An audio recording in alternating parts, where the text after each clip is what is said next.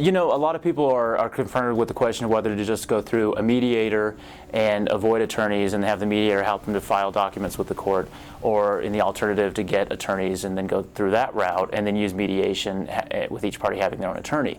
It's, you know, there's different approaches and aspects to that. What happens is that if you just use a mediator and they draft the documents, there isn't really anyone representing the interests of you or, you know, or the other spouse.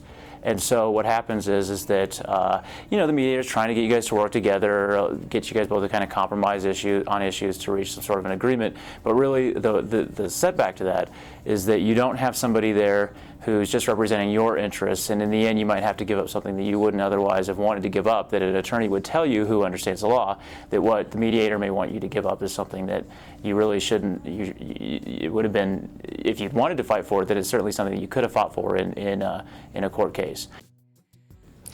Mediation is an option for a lot of people, and there are some very good mediators in the state of Colorado and in the city of Denver that can help people figure out what they want to do.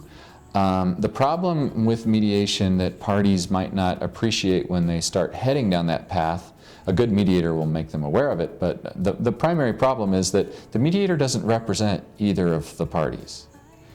And you're basically not protected when you go into a mediation. It is not the mediator's job to protect you. If the mediator started protecting you, it wouldn't be fair to the other spouse. So the mediator's job is basically to help you identify the issues, the problems, let the two of you solve it, and then write it out.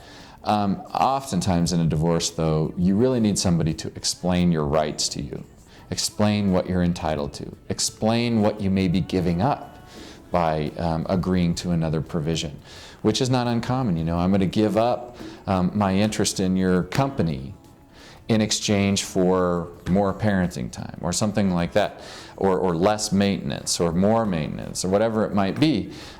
Those are things that you have to understand when you give them up and evaluate how much you may be giving up or how much you may be gaining in these negotiations. So the way that we use mediation, and I think it works great, is when both parties have very good lawyers who go to the very best mediator, they sit down with that mediator and lay out the issues, and the mediator gets to work on negotiating it back and forth between these highly qualified lawyers and these well-informed clients, so that the clients can make good decisions about what they're giving up and what they may be gaining in mediation. I love mediation. I'll take it any day of the week. But I think that it works best if you have great attorneys and a great mediator. Don't do it cheap.